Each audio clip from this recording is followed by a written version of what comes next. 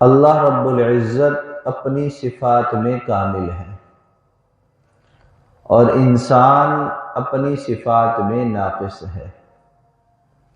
اللہ تعالیٰ کا سننا، دیکھنا ہر اعتبار سے کمال کو پہنچا ہوا ہے، اور اس کے مقابلے میں انسان کا دیکھنا سننا وہ نقصان کو پہنچا ہوا ہے۔ انسان کا دیکھنا ناقص کیسے ہے؟ سامنے دیکھتا ہے تو پیچھے نظر نہیں آتا، دائیں دیکھتا ہے تو بائیں نظر نہیں آتا۔ اللہ تعالیٰ ہر طرف ہر وقت دیکھ رہا ہے۔ اگر دو شخص آپس میں بات کر رہے ہوں یا کال پر بات ہو رہی ہو اور قریب کہیں شور ہو تو آواز کو سننے میں پرابلم پیدا ہو جاتی ہے، خاموشی کرائی جاتی ہے۔ اور اللہ کا سننا کیسے کامل ہے؟ حضرت آدم علیہ السلام سے لے کر قیامت تک آنے والے آخری انسان سب کے سب ایک ساتھ جمع ہو کر ایک وقت کے اندر اللہ کو پکاریں تو اللہ تعالیٰ ہر ایک کی بات کو کامل طور پر سن سکتے ہیں۔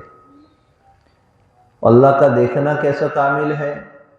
کالی رات ہو، کالی چیونٹی ہو، کالا پہاڑ ہو، اس پر وہ چیونٹی چل رہی ہو تو اللہ تعالیٰ اس کے کالے پن کے باوجود، پہاڑ کالا ہونے کے باوجود بھی اس کو دیکھ رہے ہیں، یہاں تک کہ اس کی دھڑکنے والی دھڑکن کو بھی اللہ سن رہے ہیں۔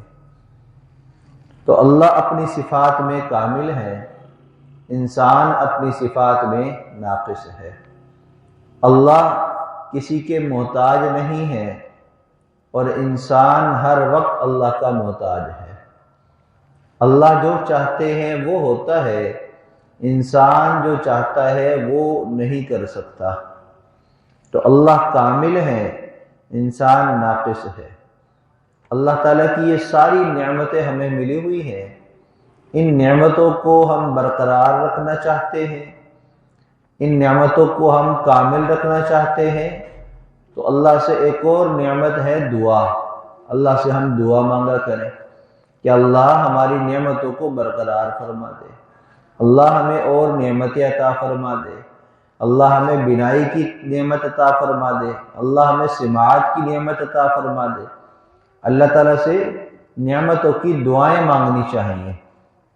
تو جو انسان اللہ سے دعائیں مانگتا رہتا ہے اللہ اس کو ضرور عطا فرما دیتے ہیں۔ وہ ہارون رشید کا واقعہ ہے کہ ہارون رشید جو ہے وہ دربار میں بیٹھا ہوا تھا، تو اس کے دربار میں اور اللہ کے ولی اور نیک لوگ بھی بیٹھتے تھے۔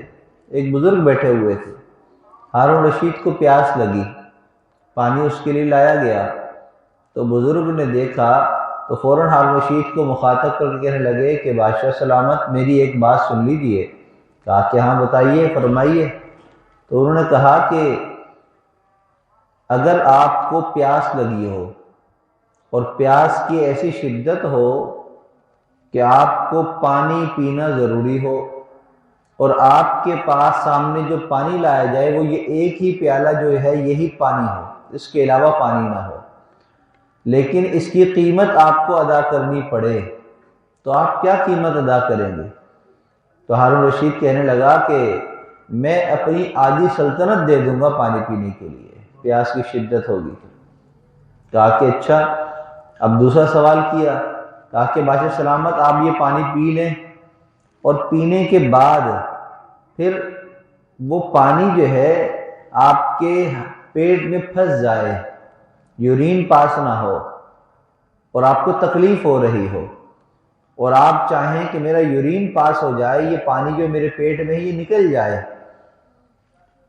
تو یہ اس میں آسانی ہو جائے، یہ نکل جائے کسی طریقے سے، اور آپ کا علاج کرنے والا آپ سے کہے کہ آپ مجھے بتلائیے کہ مجھے کیا قیمت دیں گے؟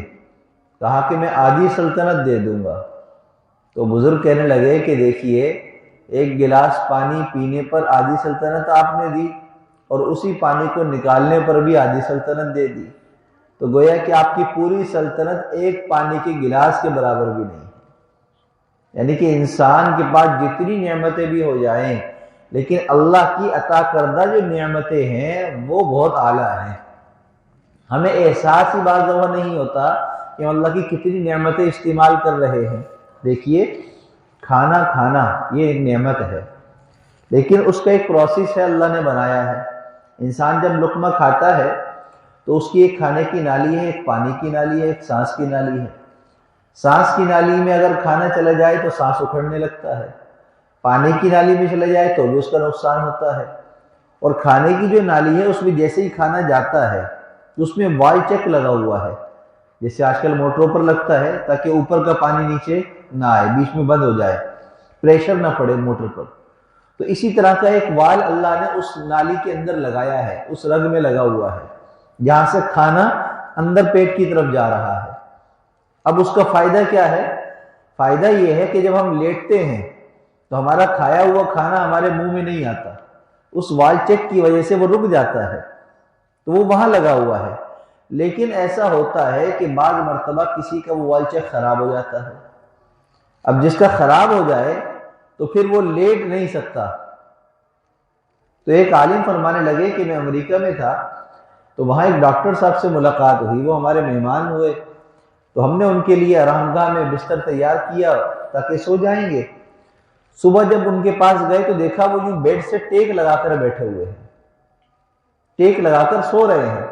ان کو جگایا، بہرحال جب بیٹھے بات چیت ہوئی تو ڈاکٹر صاحب سے کہا کہ آپ کوئی مشقت میں تھے، رات کو آپ کو آرام سے نیند نہیں آئی؟ کہا کہ نہیں، میں تو بہت آرام سے سویا ہوں۔ کہا کہ نہیں، خادم نے بتایا کہ بستر بھی ایسے ہی صاف ستھرا پڑا رہا اور آپ بیٹھے رہے پوری رات۔ کہا کہ میں بیٹھنا میری مجبوری ہے، میں بیٹھ کر ہی سوتا ہوں، میں لیٹ نہیں سکتا۔ بھئی کیا مجبوری ہے؟ کہا کہ میرا وال خراب ہو گیا کھانے کا، اگر میں لیٹتا ہوں تو میرا پیٹ کا سارا کھانا جو ہے وہ منہ میں آ جاتا ہے، جس کی وجہ سے میں لیٹ نہیں سکتا۔ اب اس بات کو لے کر ہم ذرا سوچیں، آج ہماری عمر کتنی ہو گئی؟ 20 سال، 22 سال، 50 سال، 60 سال۔ تو ہم نے اتنی عمر میں کبھی یہ نقطہ سوچا کہ اللہ کی یہ بھی ایک نعمت ہے کہ ہم لیٹتے ہیں تو کھانا منہ میں نہیں آتا؟ یہ بھی اللہ کی نعمت ہے۔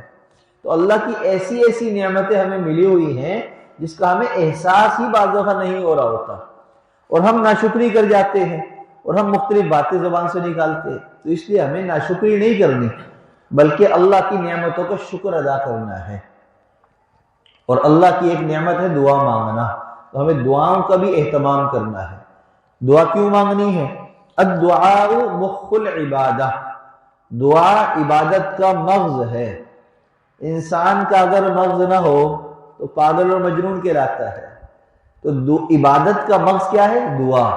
انسان نماز پڑھے، دعا مانگے، قرآن پڑھے، دعا مانگے، تسبیح پڑھے، دعا مانگے، صدقہ خیرات دے، دعا مانگے۔ ہر عبادت کے ساتھ دعا مانگنی چاہیے۔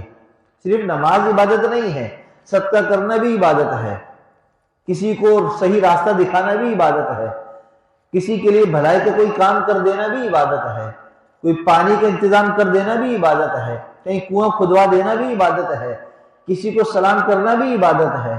مسلمان کا تو ہر عمل ہی عبادت ہے، لہٰذا ہمیں ہر وقت ہی عبادت کرتے ہوئے دعاؤں کا اہتمام کرنا چاہیے۔ اب ہے دعا کیسے کریں؟ دعا مانگنی یا دعا پڑھنی ہے؟ تو بعض مرتبہ ہم دعا مانگنے کی جگہ پر دعا پڑھ رہے ہوتے ہیں۔ پڑھنا کیا ہے؟ ربنا آتنا فی الدنیا حسنہ وفی الآخرۃ حسنہ وقنا عذاب النار، یہ پڑھ لی۔ یہ دعا مانگنا تھوڑی ہے۔ مانگنا تو یہ ہے کہ جیسے سوالی مانگتا ہے، بھوکا روٹی کو مانگتا ہے، پیاسا پانی کو مانگتا ہے، بچہ دودھ مانگتا ہے، بچہ چیز مانگتا ہے، کیسے مانگتا ہے؟ روتا ہے۔ جب بچے کو بھوک لگتی ہے تو نیند سے اٹھ جاتا ہے اور بستر پر رونے لگ جاتا ہے، تو اس کی ماں سمجھ جاتی ہے اس کو دودھ پینا ہے۔ اس نے گندگی کر دی تو بچہ روتا ہے، تو ماں کو پتہ چل جاتا ہے کہ اس نے گندگی کر دی ہے، اس کو اب پاک صاف کرنا ہے۔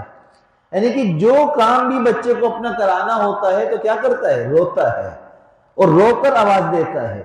تو دعا تو عام دعا ہے کہ ہم دعا مانگیں بھوکے کی طرح، مانگے، پیاسے کی طرح مانگے، محتاج بن کر مانگے، عاجزی کے ساتھ مانگے، لیکن کبھی کبھی مانگتے ہوئے رونا بھی ضروری ہے۔ اگر نہیں روئیں گے تو پھر سمجھ لیجیے ہمارے کام اٹکے رہیں گے۔ جیسے بعض خواتین کی یہ عادت ہوتی ہے، جب تک بچہ روئے نہیں اس کو دودھ نہیں دیتی، جب تک بچہ پیچھے نہ پڑے اس کا کام نہیں ہوتا۔ والد کو کہے جا رہا ہے، کام کہے جا رہا ہے، اب وہ کر بھی سکتا ہے والد، اور کام ضروری ہے، ہو بھی سکتا ہے، لیکن نہیں کر رہا، بچہ بار بار ضد کرتا ہے۔ والدین کو بعض دفعہ بچے کی ضد اچھی لگ رہی ہوتی ہے، وہ چاہتے ہیں یہ اور ضد کرے اور لاڈ کرے، بچہ اور کرتا ہے، تو وہ بار بار جب کرتا ہے تو پھر والدین اس کو کام کر دیتے ہیں۔ بالکل ایسے ہی دعا مانگتے ہوئے اللہ سے اس طرح مانگنا کہ بار بار مانگنا، اصرار کرنا مانگنے میں، اور محتاج بن کر مانگنا، عاجز بن کر مانگنا، عاجزی کے ساتھ سوال کرنا۔ تو جو انسان بھی اس طریقے سے دعا مانگتا ہے اللہ اس کی دعا کو ضرور قبول فرماتے ہیں۔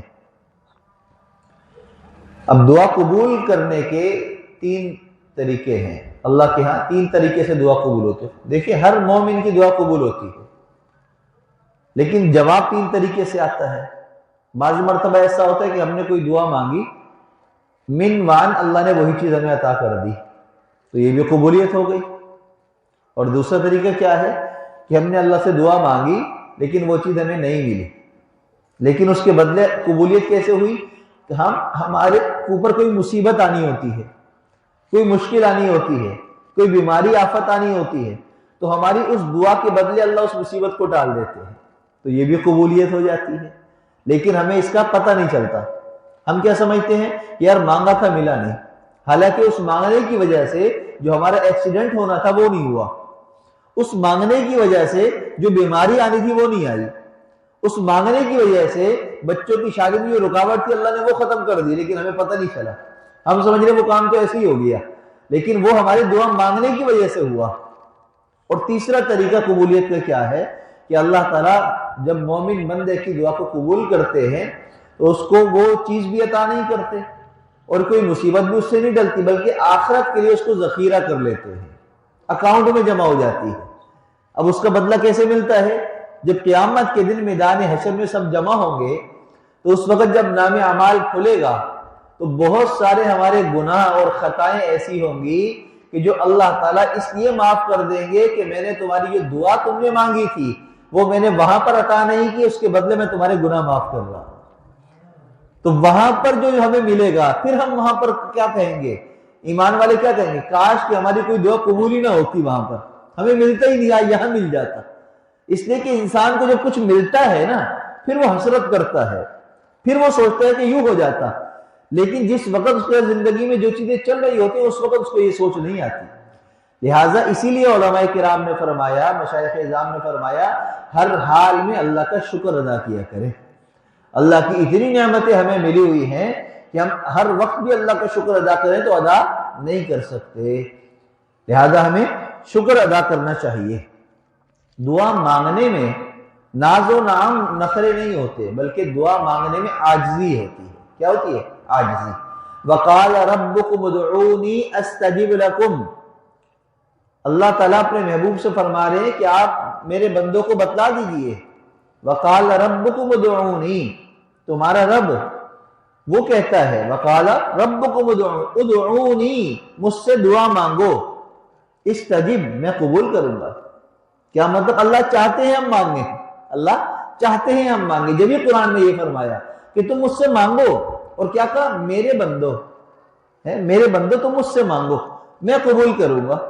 تو اللہ ہمیں اپنا سمجھتے بھی ہیں اور چاہتے بھی ہیں ہمیں، جب ہی ہمیں کہتے ہیں ہم سے مانگ لو، ہم تمہیں دے دیں گے، کیونکہ اللہ تو خالق اور مالک ہیں، اللہ تو بے نیاز ہے، اللہ تو کسی کے محتاج نہیں ہے، ہم اللہ کے محتاج ہیں، لہٰذا ہم اللہ سے مانگیں۔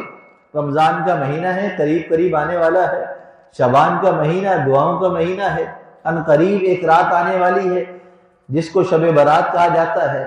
وہ رات عبادت کی رات ہے، دعاؤں کی رات ہے، بجٹ بننے کی رات ہے۔